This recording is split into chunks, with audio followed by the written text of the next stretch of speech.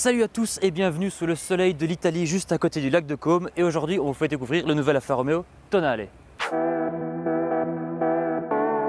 Le nouvel Alfa Romeo Tonale, c'est tout simplement le nouveau SUV du segment C d'Alfa Romeo, le petit frère du Stelvio. Mais contrairement au Stelvio et à la Giulia, il est basé sur une Jeep, mais chut, il ne faut pas le dire. Ça veut aussi dire que c'est la première Alfa Romeo depuis la Giulia à être un châssis traction avant.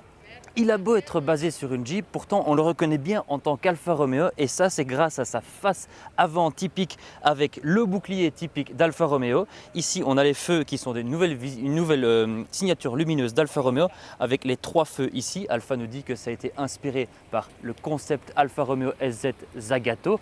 Pas le concept mais plutôt le modèle de production de Zagato, mais nous on y voit un petit peu d'Alfa Romeo Brera. Ici sur les flancs on reconnaît vraiment le Stelvio avec cette ligne de toit spécifique, ses formes assez rondes et assez massives, et bien sûr ici les grandes jantes de 19 pouces qui sont de série sur la version Veloce. Arrivé ici à l'arrière, on retrouve un arrière qui est un petit peu plus anguleux que sur le Stelvio, et toujours avec cette nouvelle signature lumineuse avec les trois feux et bien évidemment la barre lumineuse qui connecte les deux feux comme c'est la mode de nos jours. Allez, passons à l'intérieur. Ici, à l'intérieur, on retrouve ce sacré mélange du vieux et du neuf, comme ça a été fait dans les Stelvio et les Giulia. On a toujours un tableau de bord tout en horizontalité. On retrouve le même volant que dans les deux grands frères et sœurs, mais le reste était élevé au 21e siècle. On a devant nous un écran de 12,3 pouces qui fait l'instrumentation de bord. Ici, un écran de 10,25 pouces qui embarque le nouveau système d'infodivertissement du groupe. Et encore une fois, merci des commandes physiques de la climatisation juste en dessous. Et franchement, la qualité est bien faite. C'est du plastique moussé un peu partout, des chouettes éléments cuir avec une petite couture ici. Et par contre, la seule chose qui est un petit peu à l'ancienne, c'est le levier de vitesse ici au centre, qui n'est pas un joystick comme les autres, mais un levier à l'ancienne. Mais mis à part ça, on se sent bien dans cet habitacle. C'est moderne, c'est récent et c'est sympa. Et à l'arrière, comme vous pouvez le constater, c'est un petit peu serré, mais c'est parce que le siège est dans ma position de conduite et que moi, j'ai pas des petites jambes. Mais pour un adulte de taille normale, on est franchement bien installé, et ça c'est grâce à l'empattement qui fait 2,6 m et ça nous permet d'avoir un coffre de 500 litres. Pour l'instant, le Tonale n'est disponible qu'avec un seul moteur en 2 puissances. L'entrée de gamme fait 130 chevaux et cette version qu'on a ici fait 160 chevaux. Il y aura aussi un diesel disponible, oui, croyez-le ou non, il y aura encore un diesel disponible, et en 2023 arrivera enfin la version qu'on attend tous, le plug-in hybride.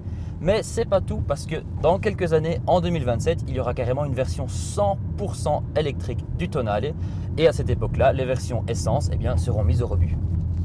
Mais cette version essence, elle n'est pas simplement essence, vu que Alfa Romeo l'appelle hybride. Mais bon, le groupe nous a déjà fait cette petite blague avec les 500 et les Panda hybrides qui en fait n'étaient que des hybrides légers. Et c'est un petit peu pareil sur celle-ci, c'est-à-dire qu'on a un 1500 4 cylindres turbo qui produit les 130 ou les 160 chevaux de série, qui est lui-même associé à un moteur électrique de 15 kW qui produit plus ou moins 20 chevaux.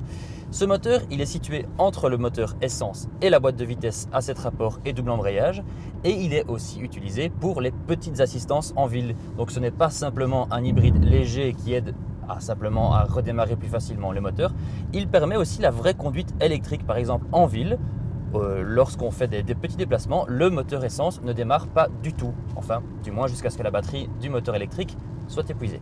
Sur la route, ce Tonale se montre relativement confortable et relativement dynamique. Désolé d'ailleurs, en parlant du confort, si vous entendez le bruit des essuie-glaces, on est en Italie et il fait très beau, il drache comme en Belgique. Mais bon, on va faire avec. Mais on remarque que l'insonorisation phonique est assez bien travaillée, notamment au niveau du moteur. En conduite normale, on ne l'entend pas du tout, et d'ailleurs, ici, il est même complètement éteint grâce au système hybride. Mais même en charge, il ne va jamais vraiment se faire ressentir très fort dans l'habitacle. Son son reste assez doux et assez bien muté.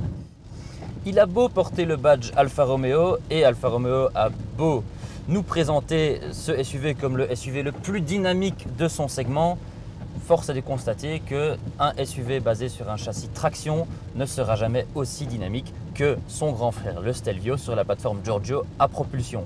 Ceci dit, il faut quand même noter que la conduite reste assez sportive, même si en épingle et en sortie d'épingle, il y a quelques petites pertes de couple sur le train avant, mais c'est à y attendre avec le châssis à traction avant. Et au final, quitte à parler du Stelvio, on arrive bien au petit point noir de ce Tonale, c'est la direction.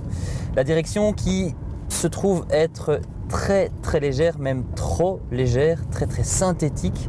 Elle est rapide certes, mais il n'y a aucun feedback, il n'y a aucun ressenti qui est transmis dans le volant, et aussi dans sa course, elle est très linéaire. On a vraiment l'impression de jouer à la Game Boy ou, pour ceux qui ne sont pas des années 90, à jouer à un jeu de société. Un jeu de société? Un jeu vidéo? Merde. Au final, l'endroit où le Tonale est peut-être le plus à l'aise, c'est en ville. En conduite urbaine, la direction ne nous dérange pas autant, même le fait qu'elle soit légère, c'est assez pratique pour les manœuvres. Et à faible vitesse, le système hybride brille vraiment par son utilisation du moteur électrique à faible vitesse. C'est simple, on vient de passer dans le centre de Côme, le petit village à côté du lac de Côme, et le moteur n'a redémarré qu'au-delà des 30 km/h. Toujours sur ce système hybride, il a beau s'appeler hybride, il ne faut pas non plus imaginer qu'il a des performances impressionnantes. Le chiffre officiel de WLTP qu'on a ici sur la fiche, c'est 144 grammes de CO2 et 6,3 litres de consommation par 100 km. C'est pas le meilleur, mais pour un SUV de 1,5 tonne du segment C SUV, c'est assez correct. Et d'ailleurs, sur notre consommation qu'on a ici, en moyenne, on arrive à ces chiffres-là. On vient de faire toute une descente où il y a eu beaucoup de régénération et on est à 5,1 litres.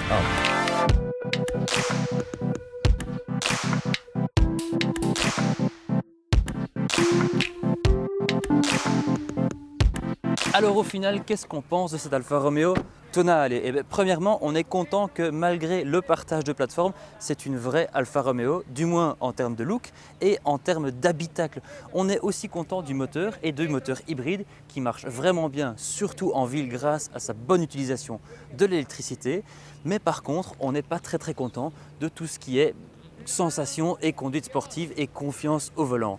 Ensuite, la motorisation, eh bien, on aurait aimé avoir le plug-in hybride dès le début, mais pour cela, il va falloir attendre jusqu'en 2023. Donc, rendez-vous en 2023. Salut! C'est joli hein, ici. Franchement, j'y suis pêché un peu. On reviendra. Mais on passe à Mireille. Au revoir.